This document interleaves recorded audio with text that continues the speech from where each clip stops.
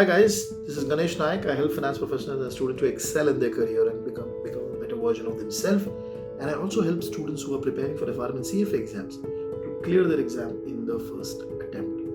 Now, this is a video wherein I'm going to be talking about if you're planning to go for November 2022 exam, okay, how should you prepare or what should be your strategy to prepare for the exam, okay? So ideally now, which is like 1st of July, okay, so you have entire month of July, August, September and October and few days for your November exam before you go for the November exam, because you have to select the date also. Suppose you have selected a date of around 15th of November, so you have the first 15 days of that November month also. Okay, so for level 1 there are 60 chapters, okay, which is spread out across 4 books. Okay, my suggestion would be, okay, if you're a working professional, spare at least 2.5 hours on a daily basis. Focus on reading one chapter at least for that day.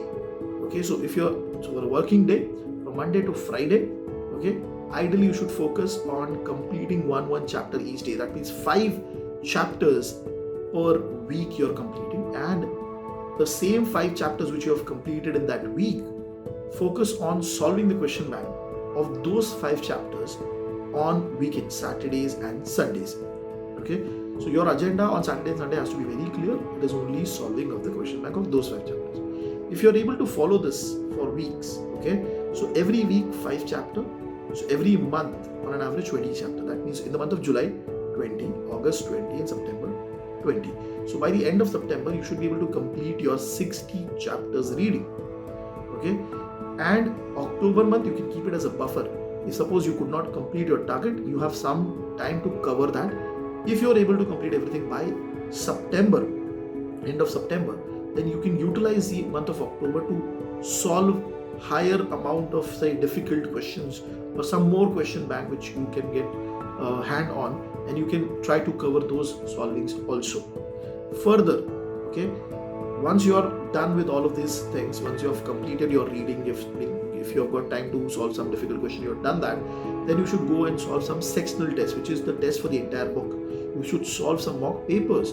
Okay, that ideally you can do it by the end of last week of October, or primarily on the from the 1st of November, depending upon when is your exam date. Okay, so that period of time, the last 15-20 days, should be entirely focused on solving the question bank or revising the topic. So when I'm saying solving the question bank, it should be focused on the entire book.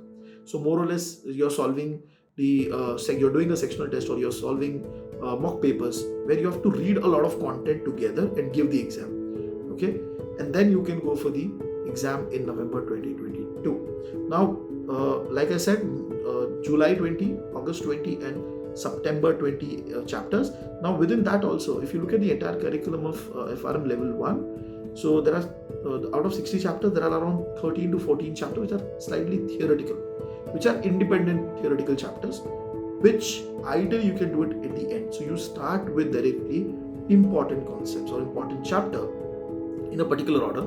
Okay, you can start with that from July itself, and if you follow that, so by the second week of September itself, you were done would be around 40-45 chapters, and the rest 15 which is left, those were the theory chapter or easy chapter which you're doing at the end.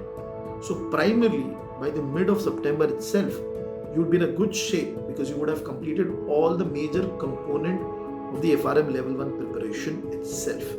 Okay, now if you want to understand what order that should be, okay, you can reach out to my WhatsApp number and just send me a hi with your name and the request for the Excel tracker. I can share that Excel tracker with you, okay, in which I have created an entire pattern of preparation, and you can follow that and then go for this exam also.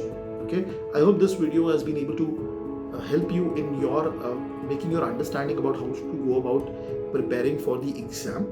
Okay, and also assisting you in reducing the fear of your exam, that whether I can start my preparation now, how should I go about, so that way. Okay, so thank you very much for joining me, and I'll be coming up with more such videos to help you to prepare for the exam. Thank you.